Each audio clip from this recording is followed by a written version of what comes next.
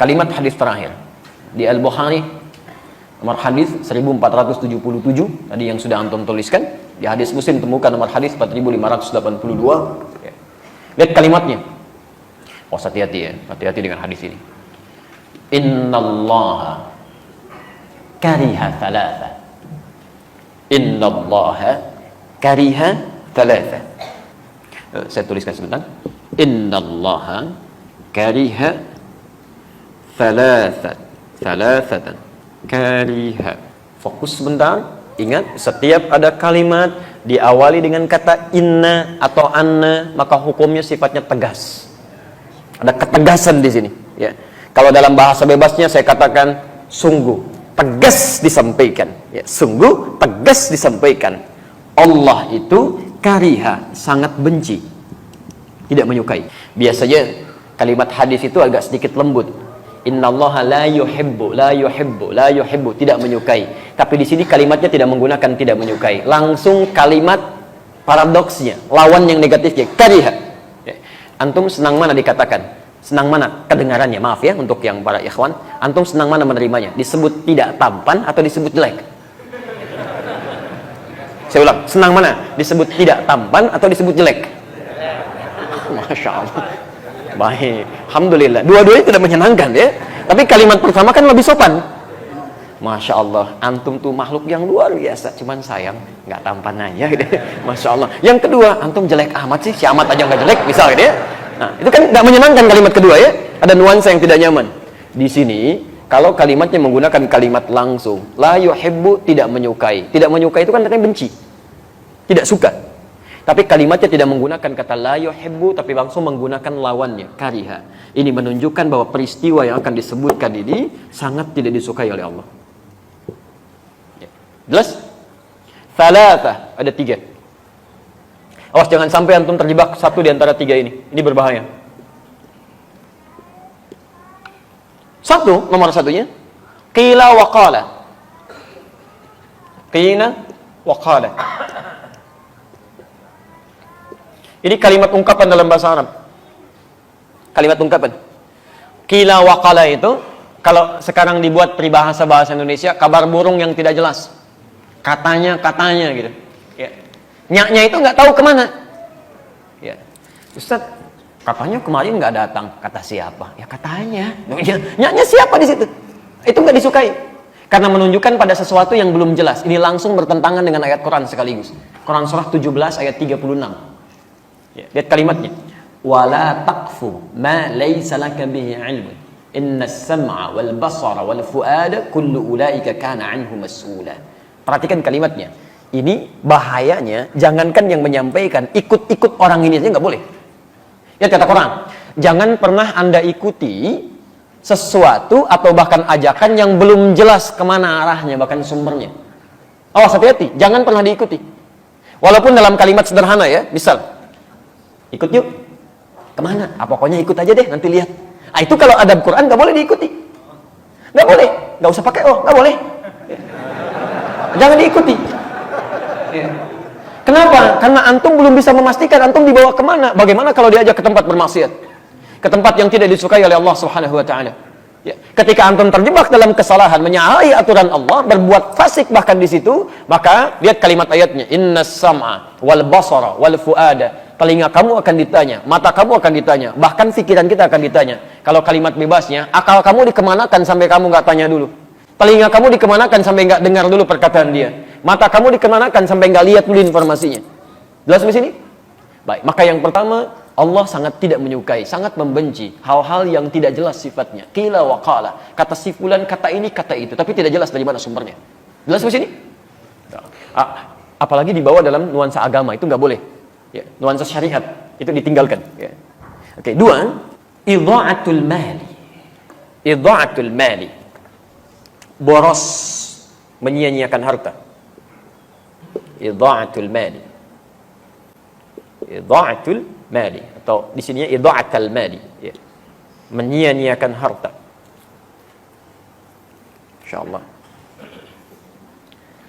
Orang ingin mendapatkan setengah roti, rebutan dengan 16 orang itu. Ya, di Aleppo pengen dapat susu sampai ya Allah, jalan sholat, mungut-mungut di tempat sampah gitu kan. Bayinya sampai kurus kering untuk mencari-cari itu. Antum kok dibuang-buang? Ya kan? Nasi itu kan berapa banyak yang terbuang itu dari makan itu. Dari rotinya, dari minumannya, tidak sedikit di antara sebagian orang-orang meminum aqua gelas cuma setengahnya, sebagiannya kemudian disimpan dibuang. Sementara orang-orang Palestina untuk mendapatkan minuman yang benar-benar bersih saja, itu mesti berjuang membebaskan dulu sumber minuman dari racun yang sudah diracun itu. Itu tidak mudah. Maka jangan disia-siakan. Termasuk idha'atul mali itu dari kata dhiya sifatnya. Bukan hanya menghilangkan esensinya, tapi menghilangkan nilai pahalanya. Awas, termasuk idha'atul mali itu menggunakan harta tidak pada tempat yang diridhoi oleh Allah Subhanahu wa taala. Misal, mohon maaf ya, tolong baca ini dengan baik ya. Baca ini dengan baik. Aturan Qur'annya, setiap Allah tambahkan harta kepada kita, itu adalah peluang lain bagi kita untuk meningkatkan ibadah lewat harta itu. Karena mungkin peluang ibadah lewat sisi yang lain sudah kurang mampu kita tunaikan. Jelas ya? Ada orang sudah bisa puasa, bahkan Masya Allah, Seninnya sudah jalan. Tapi jangan dulu senang, karena yang lain sudah tambah dengan Kamisnya. Ada yang sudah puasa Senin Kamis, Alhamdulillah, jangan dulu bangga. Orang lain sudah Ayyamul Bid. Ada yang sudah Ayyamul Bid, jangan dulu merasa gembira. Orang lain sudah puasa Daud. Hari ini puasa, besok tidak. Karena semakin banyak yang dikurangi, barangkali, Masya Allah dengan tenaganya dia puasa. Antum tidak bisa menyaingi itu. Karena ada ketidakmampuan. Allah berikan sumber yang lain. Gak usah nekat. Emang dia aja yang bisa Daud, besok saya Sulaiman. Gak bisa. Cuman sampai Daud aja, selesai di situ. Antum Daud aja susah, apalagi mau mencari yang lain. Maka dari situ Allah berikan kemudian tambahan lewat yang lain supaya antum maksimalkan ibadah di situ. Apa diantaranya? Harta. Karena itulah ketika Allah titipkan harta, turun kaidahnya. Antum baca betul, pahami titipan Allah yang maksimal pada diri antum itu apa. Quran surah misalnya ke 28 Al-Qasas ayat 77 itu. Ya, sampai dengan 79-nya. Jelas ketentuan harta itu. Wabtaghi fi ma ataqallahu daral akhirah wa la tansa nasibaka minad dunya. Perhatikan kaidahnya. Setiap kami tambahkan keluasan harta benda, kata Allah gunakan itu untuk mencari peluang terbaik mendapatkan tempat di akhirat. Dengan kata lain, gunakan untuk ibadah untuk mendapatkan kemuliaan akhirat. Karena mungkin kamu belum terbiasa bangun malam sambil berlama-lama, hafal Quran belum didapatkan. Masya Allah, puasa belum dijalani dengan konsisten yang sunnahnya. Nih, tambah dengan ini. Kalau orang baca, kamu belum mampu baca dengan maksimal, minimal sedekah dengan hartamu ini, belikan mushafnya, simpan di masjid. Satu hurufnya dibacakan, kamu dapat bagian 10 kebaikannya. Masya Allah, itu yang kita ambil. Bukan dijadikan bahan untuk kesombongan diri. Kalau cuma sombong, yang dulu sudah ada, namanya korun. Hartanya lebih banyak dibandingkan antum. Jangankan hartanya, kuncinya aja kalau dibawa-bawa, itu dibawa orang-orang di belakangnya. Kalau jalan kemana-mana, Pak, maaf ya, saya sering ulang kisah ini. Korun itu informasi Quran di ayat 76 surah ke-28, surah ke-28 ayat 76. Inna Qaruna kana min qaumi Musa fabagha alaihim. Korun itu termasuk kaum di zamannya Musa, sombongnya luar biasa. Ya, sombong dengan hartanya. Bagha itu sombong dengan harta. Kalau sombong dengan kedudukan disebut togo. Fir'aun disebut togo, Qarun disebut bagha, sombong dengan harta. Tapi apa yang disombongkan? Wa inna mafatihahu latanu bil usbah. Dan sungguh kunci-kunci berangkasnya saja. Itu kalau diangkat orang-orang terkuat di zamannya, masih belum keangkat, Pak. Baru kuncinya aja. Kuncinya. Antum kalau punya kunci berangkas satu aja. Antum tampilkan begini, dipublikasikan, atau antum sembunyikan? Pasti disembunyikan. Gak ada kisahnya orang punya baru satu berangkas, kuncinya dipoto, ceklik. Berangkas saya yang terbaru. Ya, itu cari masalah. Itu baru satu. Korun tidak. Nih saya banyak nih. Kalau mau ambil aja. Ini aja ngangkatnya nggak kuat. Kemana-mana kunci. Kaya sombong, Pak. Ini kalau ada orang kaya sekarang sombong, Bu, itu ketinggalan. Dan keterlaluan karena dia tidak sekaya Korun. Dan Korun hancur juga gitu. Makanya turun ayat tadi. Itu saya tambahkan kata Allah bukan untuk disia-siakan. Ngapain sombong? Karena nggak akan dibawa pulang. Gunakan untuk peluang beramal. Ada baju baru, pakai dulu untuk beramal. Pakai untuk sholat dulu, kan? Ada alas kaki baru, gunakan untuk ibadah. Sehingga ketika Allah ambil, maaf, kalau Allah titipkan kepada kita sandal, hakikatnya sandal itu punya siapa? Sudah, kita cuma dititipin aja. Mumpung masih dititipkan, gunakan dengan baik sebelum itu diambil lagi. Saya ulangi, sandal punya siapa? Kalau ada hilang, jangan marah. Tugas antum mencari, ikhtiar, bukan marah. Awas, bukan marah. Yang punya siapa? Sudah. Kalau yang punya sudah mau ngambil, tinggal di mana kemudian dia dititipkan. Mungkin gantian. Ya, antum ikhtiar aja cari. Kalau sudah tidak didapatkan, mungkin Allah mengganti, dititipkan kepada yang lain. Nah, tapi hati-hati kalau ngambilnya dengan cara yang tidak salah, ada sesuatu mungkin yang haram yang akan diambil dari antum. Karena rezeki pencuri itu rezeki yang haram. Ya. Tapi poinnya adalah bukan itu. Poinnya, mumpung masih dititipkan, gunakan pada yang baik. Kalau sudah nggak ada, antum nggak punya peluang lagi. Itu yang dimaksimalkan. Ya, kendaraan segalanya, sehingga hisabnya gampang. Pakai baju pertama kali, gunakan untuk sholat.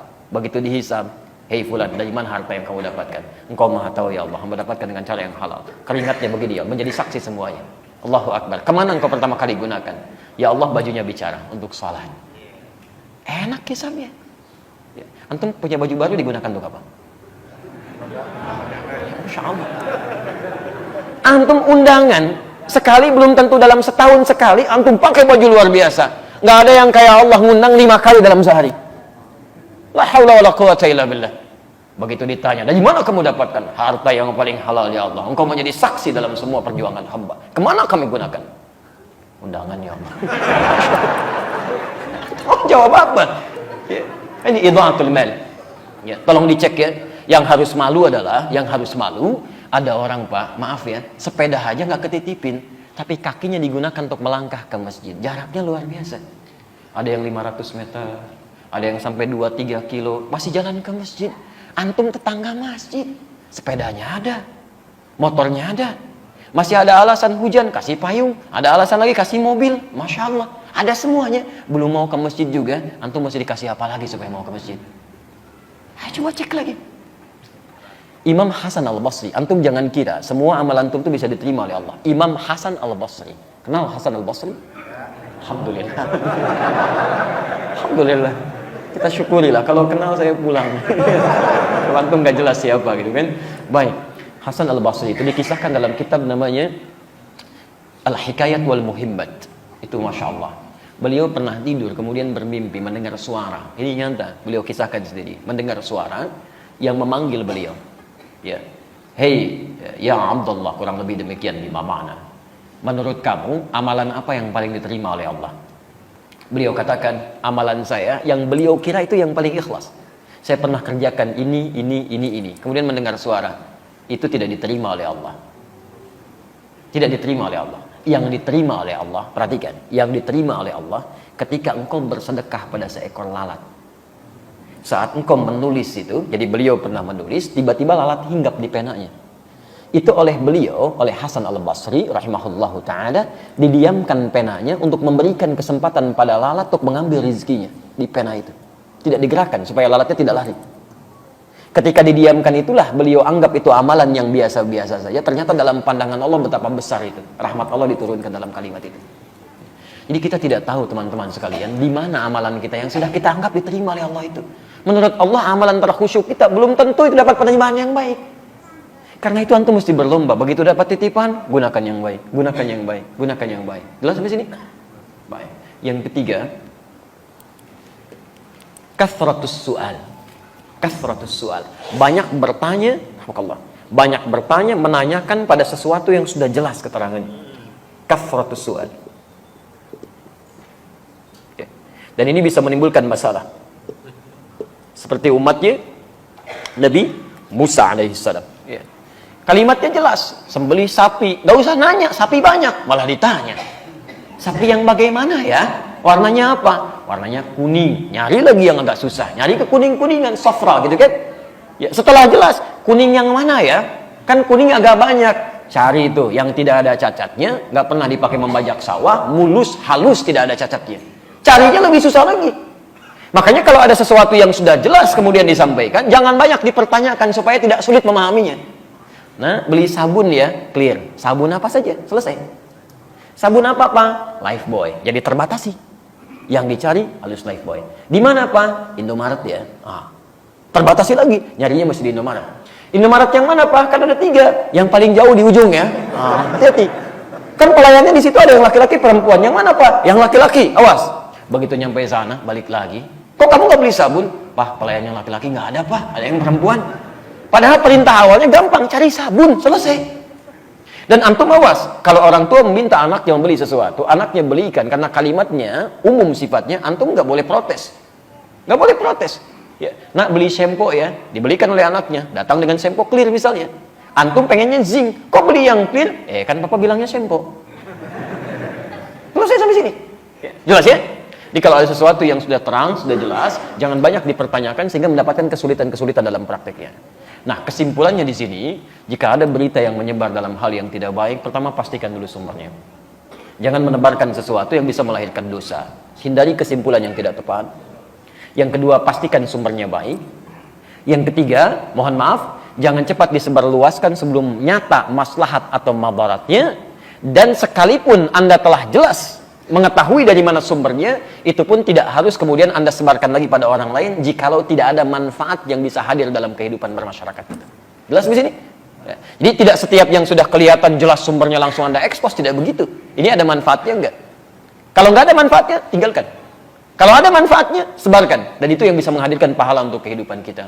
Kalau pernah terjadi dalam kehidupan kita, menyebarkan sesuatu yang tidak kita tahu, kemudian tiba-tiba jadi keliru itu, maka insya Allah kalau dilakukan dengan cara yang tidak sengaja, karena ketidaktahuan dan tidak ada ilmu di situ, termaafkan sepanjang kita bisa bertobat dan beristighfar pada Allah tanpa mengulanginya.